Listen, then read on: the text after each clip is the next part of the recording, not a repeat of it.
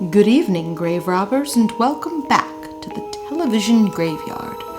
We are your TV necromancers, Laura Prince and Noah Houlihan. We've come here tonight to examine the spirits of past television shows to find out which ones could be resurrected, should be resurrected, and which ones should just stay doomed.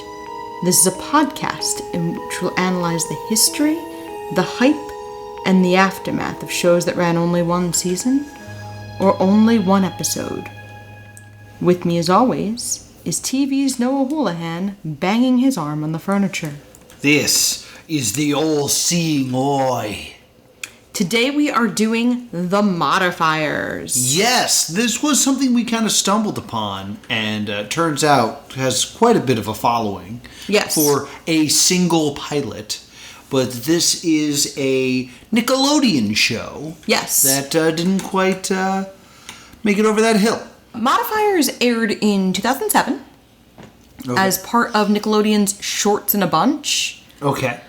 Which I had not heard of. They had a few of these. Okay. They were always Nickelodeon's essentially the equivalent to What a Cartoon Show. Right. Which, unlike Cartoon Network, Nickelodeon seemed to change theirs every so often. Random cartoons, which I believe spawned Adventure Time. Yeah. Oh yeah, cartoons. Oh yeah, cartoons. And this one was Shorts in a Bunch. Okay. So this aired as part of that. Now, Shorts in a Bunch itself only ran one season. Okay. I would never want to try to do that for this show. No. Because I feel like that would be a very cumbersome... No, rather we'll just take random ones and do them as pilots. Because I think that's where Psycho Ferret came from, which is something that we've covered on the show. I think you may be right. So let's jump into the Modifiers. So I'm going to try to paint a picture in your mind of what we're looking at here. This cartoon looks like a mix of Ren and Stimpy, like that Tex Avery kind of like grotesque, lots of teeth kind of look. Mm-hmm. And the video game Don't Starve. I was actually going to say Foster's Home for Imaginary Friends. I was going to say with like a pinch of Dexter's Lab. But like, I'm showing Noah a picture of Foster's Home. Look at the backgrounds. Yeah. The backgrounds are very Foster's Home. Yeah, that's kind of the Don't Starve thing that I'm talking about. That kind of like... Okay. Simple, almost like trying to make it look like a cardboard cutout type look. To me, it's very reminiscent of, like, 60s and 70s animation. Okay. Just those kinds of backgrounds. I think these kinds of backgrounds are gorgeous. You think it kind of looks like Rocky and Bullwinkle? No, not all 60s and 70s animations. Okay. I'm just trying to, like... There's specific, like, Looney Tunes cartoons of that era that it kind of looks like to me. Okay. But really, Foster's Home is the best comparison I can kind of come up with. Okay, I could definitely agree with that. And the vibe of the show is half BioShock Infinite, half We Happy Few. Okay. So it's like very Cockney and blimps and steam engines. Yes, it's got this like mod steampunk vibe. It's steampunk by way of the British invasion. Yes, because I was like, it's very 60s, but it's very specifically British invasion 60s. Yeah, like Austin Powers. In a blimp.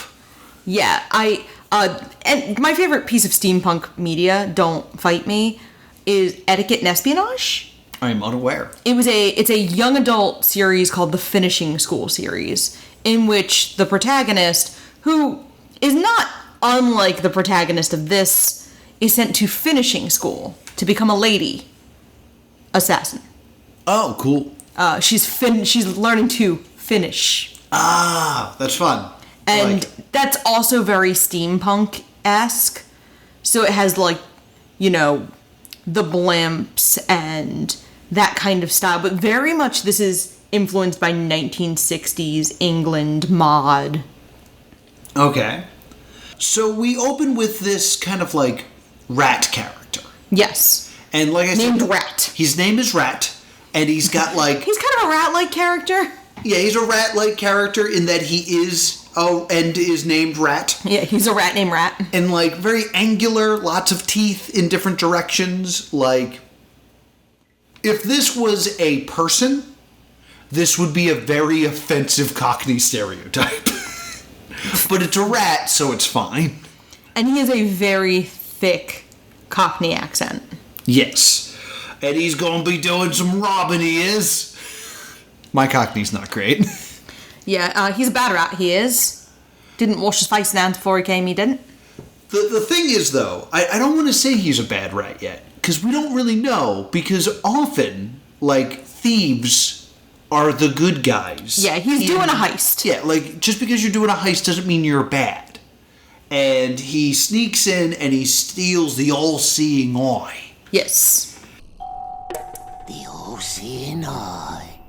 And there's shenanigans in him, like, robbing and, like, getting through the lasers and stuff like that. And he escapes into the sewers. Yes. And that is where he meets Lacy Shadows. Lacy Shadows. And she scolds him after he gets the all-seeing eye, and she goes, because when the Baron sees what I've got for him... And it's a lunchbox. And she yawns at the all-seeing eye in a way that I can only compare to Raygun, the breakdancer from the Paris 2024 Olympics. Whoa. Like, big, exaggerated yawn. I should say that Lacy Shadows is that very attractive type of cartoon that scratches like that Joan of Arc itch. She's got like blue hair and she's got like the big, thick, chunky boots. And she's kind of saying like, I got something better for the Baron, I do. Mm-hmm. And the rat responds, But we're on the same team. and I go, you are? What is, like, I'm so off on what's happening here because it's very clear that Lacy Shadows is playing Rat. And Rat's response is like, we're partners. What are you doing? It's very confusing. Yes, we do not really know much about Lacy at this point. No. She and Rat have a little chase sequence, and we see him get chased by a constable, Yes. and there's a triple-decker bus. yes. and a the side steamroller. The side characters are all, like, distinctly interesting looking. Like, they're all potential... Like, all the background characters are potential new side characters. Yes. And the constable, of course, is Lacy, who gets into a, like, Rococo phone booth and takes off. Yes. She has taken the all-seeing eye from Rat Yes. and enters, like, an elevator that goes into the sky. Yes. Which is so Bioshock Infinite that I was just like, is this a Bioshock Infinite cartoon? I mean, this predates Infinite. Oh, I know. It was just like, oh, there's always a lighthouse. So A girl, a city. a girl, a city, a lighthouse, a steamroller. A rat. The rat is clinging to the bottom until they reach what I think is the Baron's dirigible. Yes, but it is not. Nope. She then does like a magical girl transformation. Yeah, and she does this little, like, distinct hopscotch Yeah. to, like, hit the sequence of floor tiles correctly. Yeah. To be accepted in. And then she turns into a pink-haired girl, and her lunchbox transforms. Yeah, into like a robot. She transforms into like another very attractive girl. Like she is both sides of the coin. Yeah, and her lunchbox is named Mole. Yes. Her lunchbox is a robot named Mole who can, because the lunchbox can smuggle things. Yeah, and she's Agent Zero, Master of Disguise. Yes, Agent Zero with an X. Yes. And we are introduced to that she's on a secret mystery cracking team called the Modifiers. Yes. It's good to be me again. I'm Agent Zero, Master of Disguise. My modular partner Mole and I are part of the secret mystery cracking team known as the Modifiers. We work around the clock to foil the evil schemes of Baron Vane and his goony legion of henchmen. So I'll break down my feelings about all of this at the end, actually. Let's just continue with the plot here. And we are now, it is mentioned that Baron Vane is the big bad because we meet Katz, who's her boss. Yes. She kind of, like, gets on to, like, the spy TV. And it's like, I stole the all-seeing eye from the thief. So now I have this. And he's like, okay, return it. Yes. And Mole's like, yes, we'll return it. And Zero's like, well, we can ask it any question and it'll answer it. And through all this, Rat is attempting to get to her and get to yes, the Rat eye. is also trying to get through the pipes. And she's like, can I just ask it a question? Yeah. And there's some back and forth, and Mole finally lets her ask one question, and she goes, All-seeing eye, where are my... And then the pipes burst because Rat got stuck in the pipes after being put down the disposal with old milk. yes. And he steals the eye in the melee that ensues. During this melee, we have this reoccurring bit that Agent Zero has, like, a ring. Yes. And it keeps, like, sliding off her finger, and it's important because that's the thing that lets her kind of, like, talk to her boss. Yeah. And we get, like, some cartoon shenanigans. Like, there's a blimp chase. It's nice. Yeah, because Rat free falls out of the dirigible, and he makes a little baby airship. Yes. And there's an airship chase. And it is noted that, and this confused me, that they need to get this all-seeing eye back. Mm-hmm. Because there's also now a risk that if they don't get it back, that Katz will figure out that she's Lacy Shadows. And I was like, wait, Katz doesn't know she's living in this double life either? Like, is it just Mole that knows? I thought Katz knew. I thought so too, but I'm pretty sure I heard that line where it's like, oh, then he'll know that you're Lacy Shadows. I thought she was talking about Rat knowing you're Lacy Shadows. Rat and Cat do sound very much alike. Yeah, because they don't want Rat and the Baron to know. Okay, maybe that's where I got confused. So then the Rat free falls into a cemetery, and my next note is, and I quote, 6 seasons in a movie! Yes, Laura is super in at this point. Oh yeah, because at some point a bug eats the airship and goes, burp! And it's stupid in a way that I enjoy greatly. Burp. And I think that's right about when I put 6 seasons in a movie. So Rat goes down through a grave in the cemetery to tell the Baron. Yes. And the Baron's playing an evil synthy organ. Yes, this giant, crazy organ that, like, fills up this whole, I was going to say room, but, like, catacomb. Yeah.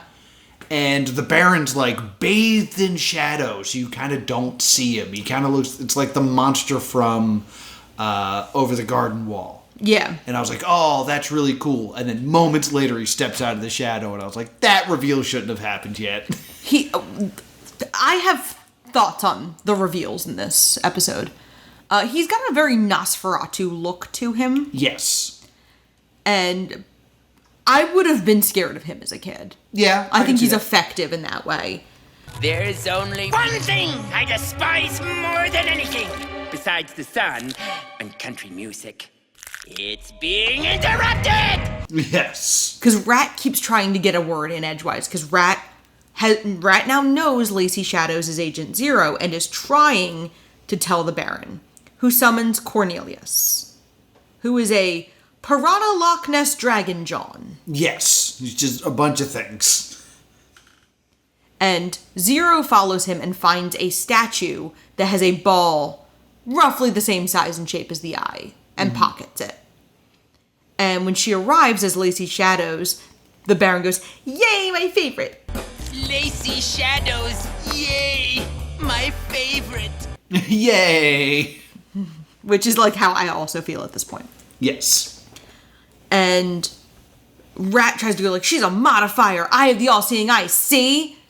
And through sleight of hand, Lacy has switched the balls. Yes. So Rat now has a piece of garbage. Mm-hmm. And Lacy's like, "I'm gonna go do something else now. Bye." Yes. And Baron's like, "Oh, she's just so cool." Yeah, everyone just thinks she's cool. And then he looks at Rat and goes, net, time to get in the net. And he's going to feed Rat to Cornelius, which the spelling of Cornelius is not intuitive. Oh, is okay. Kornelius. All right, sure. Why not? And So it looks like all is well.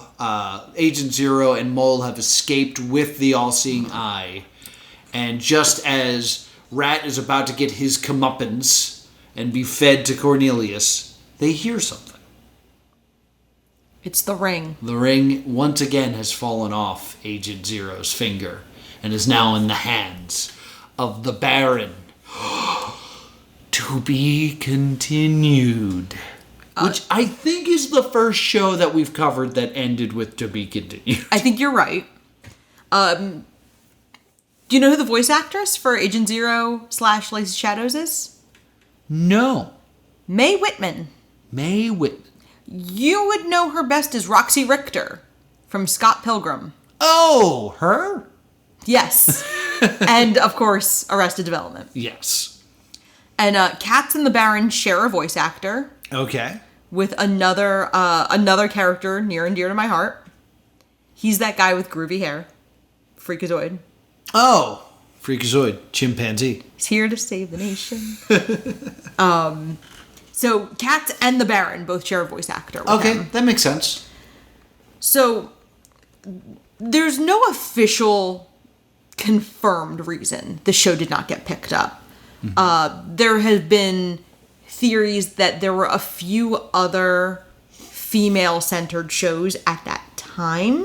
Well, 2007, that would be what? As Told by Ginger would be around? Mighty B is the one that's... Mighty B. As Told by Ginger's actually, by this point, over. Okay. Mighty B is the one mentioned on the show's wiki. Would we also have My Life as a Teenage Robot around this time? Yes. Yeah. So both of those are kind of in the mix. And the other thought is it was just out of budget. Yeah. It did kind of seem expensive. Like, it was good animation. Yeah. So this obviously does not get picked up. But late last year, now the Modifiers, I do want to point out to Noah, the Modifiers... And you, the audience, you can still listen. Well, mostly to you right now, because this is more of a production thing. Okay. The Modifiers has been on my radar since this project began. Really? Yes. There is a file called Stay Doomed on not the Stay Doomed Google Drive, but like my own personal one. Yeah. With a ton of shows that ran only one season. Some of which we've never found, many of which we have later done. Mm-hmm. But Modifiers was on this list compiled from a TV Tropes article in 2018. Oh, okay. So Modifiers has been on my radar for quite some time. All right, so what I said at the beginning, lie. It wasn't random. This has been planned for years. In fact, I'm going to just Control B. It is now in the bolded of the ones on that original list that got done. Yay! Bold. So, what else can you tell us before we give us our verdict here? So late last year, the show Bible surfaced. Interesting. There were other people who were meant to be part of the Modifiers. It was not... Mole in the original show Bible looked more like a mole. Okay. And less like a lunchbox? Yes, he looked less like BMO, pre-BMO. He was very BMO-esque. There was supposed to be a robot mechanic named Tenny, who was a romantic and wanted to be a comedian, and liked his stories. Aww. Quagmire, who is a lab tech with poor hygiene into medieval science. All right. And Cats was intended to have a very dry sense of humor. And all of their boss was them. Ooh. A shadowy, bickering pair of old men. Ooh, okay. Like very Statler and Waldorf-y. Cool, I like. Lacy was her real name. Quote, quote, like her real... She was actually working with the Baron first. Okay, because, this is something we kind of skimmed over, but we need to go back and talk about. When she's talking to the All-Seeing Eye. Yeah. And she's going to ask her question. All-Seeing Eye, where are my... That word that she doesn't get to finish is clearly going to be parents. Yes. So, like, there was definitely going to be a deeper story here, which is rare for Nickelodeon. Like, other than, like, The Last Airbender, Legend of Korra, like, I don't think they've ever tried serial cartoon. Not a lot. Yeah, like, besides, like, the occasional 2-part episode, I don't think they ever tried to tell larger stories. Yeah, usually Nicktoons do have a status quo as God. Yeah. And the Baron raised Lacy, and she was taken in by the Modifiers and converted to their cause. And there was supposed to be like a little once-an-episode bit where like anytime they called Cats, he was going to be doing something like bizarre. Okay. And he was originally supposed to be able to shapeshift into a panther. Oh, that's why he's Cats. So I don't know how much of that would have ended up in the final product. It also confirmed Lacy to be a teenager. Okay, that makes sense. Because the short that we watched, there is no indicator of... She kind of lives on her own, so like there's no indicator of her age. Yeah, she could be 40.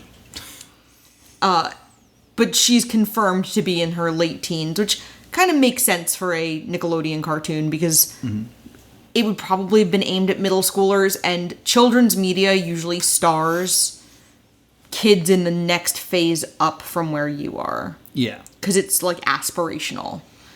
I always say, like, the middle school shows... The shows for middle schoolers on Nickelodeon starring high school students. And then I always think of the high school show Greek. Yeah. Which was, like, a Fox Family show. Mm-hmm. Which is what a high schooler thinks college is. Yes. The Baron was intended to be kind of sympathetic and likable. Oh, really? Which I could see. Like, I could see him gaining a fandom. I could see him becoming a villain. He seemed very quirky. Yeah, like, I don't think he would have had a Tumblr fandom, but I think he would have had a certain level of affection from the fandom. Yeah. It seemed to me like she was so perfectly, like, a great cosplay. Yes. Like, her outfit as Zero... I believe she had 2 Zero outfits, too. Because, like, she had, like, the white with the white hat, like, the weird, almost, like, horse riding outfit. Yeah, that very, like, mod equestrian. Yes. So she had that, and she had, like, if you had a friend and you could just go as Agent Zero and Lacy Shadows, you two would need all the pictures because you would be a popular cosplay couple. And it'd be really fun to, like, you would design a bag to look like Mole. Mm-hmm. So, like, there'd be a lot of fun. This, I think we're getting into verdict territory here. Okay. This, to me, looked like it was going to be a great show with a bad pilot. I felt like the format of this pilot is foolish. Okay. Our hero is Agent Zero, which is a surprise to you. Because the first character that they make us learn about is Rat. Yeah. And then we're quickly told Rat is not a person we like. Yeah. Like, after we kind of, like, cheer for him to steal something, it's like, no, we don't like that. We like Lacy. It's like, oh, okay, I like Lacy. Then Lacy steals something, and then it's like, oh, Lacy turns out is this superhero. It's like, okay. Like, I feel like it was throwing so much information at us that I was like struggling to keep up. And I was like, there's a lot of cool stuff here, but like take your time to establish one of those things. I mean, I got the impression that they were shooting their shot making this, and I think had this gone to series, I think like Adventure Time, I'm going to use Adventure Time a lot, thinking about this in context. Like Adventure Time, I think it's going to reset significantly from this initial pilot. Yeah. Like, I feel like all these ideas are here, and like you're going to do a lot of stuff. But would I trust them to be able to be like, okay, here's a half hour. We want 2 12-minute cartoons per episode. Like, it's like, I feel like you'd struggle with that format because you're trying to accomplish so much. I think you need a lot more. Like, this pilot should have been a half hour. Like, that's kind of like how I feel about it. See, that was not my issue with it. Yeah? My issue is that we blew a few things that should have been reveals. Absolutely. In this short pilot. And I think it was because they were desperate to create a compelling to be continued, hoping that there would be some kind of like online demand for please, the show. We want to know what happens. Like next, what eventually happens for Adventure Time. Right. But it was cool that the show Bible came out and you could kind of see they had some plots, they had some episodes plotted out. So there were ideas of like where the show was going to go. I also feel like the content of the show is at odds with its animation. Because a lot of the information it was giving us was like, this is a deep story with a full, fleshed out world. With like details that need to be paid attention to. Mm-hmm. Like, they go out of their way to not spell out that she's an orphan looking for her parents, but still give you that information. And I love that. I'm like, okay, there's more here to, like, kind of unpack. Very Adventure Time-y type thing. Yeah. But then you also have the moments where, like, Rat smells something bad, and, like, they do that animation thing where he jumps up and the background flashes red and blue, and it's like, whoa, stimulation. It's like, you're telling us this is a show that requires all of your focus, and then you're hitting us with, like, blam, blue, bah, ha! Like, whoa, okay, slow down then. Like, it can't be both of these things. Does that make sense? Yeah. I don't entirely agree. Okay.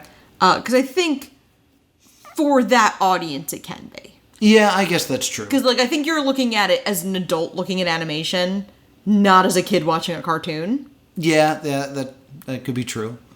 So, unfortunately, it is unlikely we are going to get much more Modifiers. Right. Because one of the creators died in 2019. Oh, that is He unfortunate. suffered a heart attack while surfing.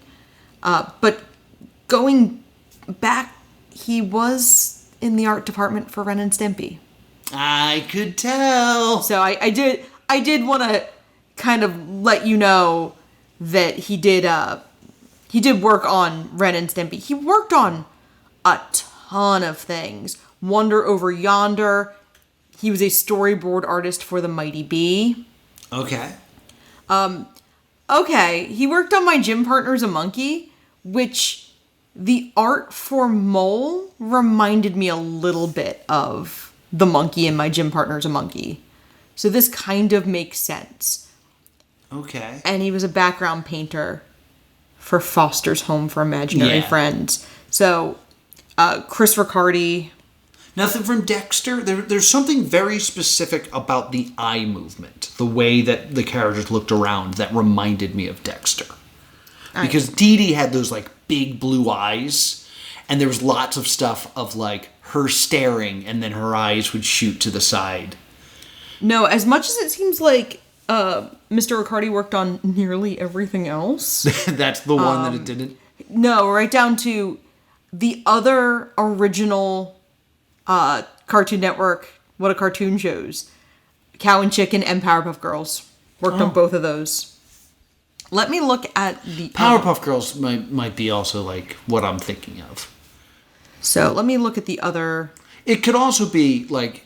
I'm sorry that I'm talking so much about eye movement in a cartoon, but it also might be just to invoke that Nosferatu thing.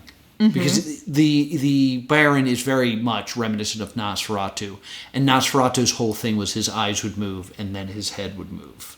So... maybe that's just what's invoking these feelings within me. Lynn Naylor, who is the other creator, who is still with us, also worked as a character designer for Foster's Home for Imaginary Friends and for My Life as a Teenage Robot, which makes all of the sense. And was a character designer and background designer for Ren and Stimpy. Mm-hmm. That makes sense. And character design for Batman the Animated Series. Oh, right. So... Lynn Naylor, just like in all sorts of cool stuff. But we are unlikely to get much more modifiers. But I did enjoy looking through. The show Bible is on archive.org. Mm-hmm. Since this is a podcast, I can't really do it justice, but absolutely pull it up and look through and like kind of look through the art. There's a lot of cool art. There's a little bit more about the setting that wasn't super relevant to the podcast because we were more thinking about the characters. But yeah, it was pretty cool. So what's your verdict? Oh, stay tuned. It's a big stay tuned from you? Big stay tuned from me. For me, it is also a stay tuned because I can tell that there's a good show behind this. But it's one of those things where I totally understand why an executive would pass on this. Like... there's a lot of stuff in here that is great that I could see someone just not getting. Yeah. And, like, there's a lot of animation choices that I could just see being like, I don't enjoy that. No, thank you. And missing the, like, minutia of this show that made it good. And this didn't go viral the same way Adventure Time did. Right, which went crazy viral. So, I think... and it took Adventure Time a few years to get to go to series. Yes, very true. So yeah, it's a stay tuned from me as well, but also the first but I get it from me. Like I understand why people made the mistake of not making this into a full show because I think it would have been successful. If you're one of the executives who made the decision not to pick up the show, you're bad and you should feel bad. Yes, and I understand why. I don't. You're bad and you should feel bad. You're wrong. You should feel bad. I will not be taking questions. Okay. Where can people find us? I will not be taking questions. Where can people find us, though? You can email us at the Stay Doomed Show at gmail.com or on Facebook or, Twitter or whatever at Stay Doomed. Yes, you can also reach out to us in our brand new Discord. How long can I say that it's brand new? It's been like a year. Like a year? Okay, then our brand new Discord, you can find a link to that in the description down below. And if you want to talk to me about how you get overstimulated by cartoons sometimes, I am at +2 Comedy on Twitter and TV's Noah on the Instagrams. If you think the show should have absolutely been picked up, I am at Priorities on Twitter or whatever, and at Glitter and Glow Tape on Instagram. And if you know what we didn't mention, keep that to yourself. Mm-hmm. Until next time, stay doomed.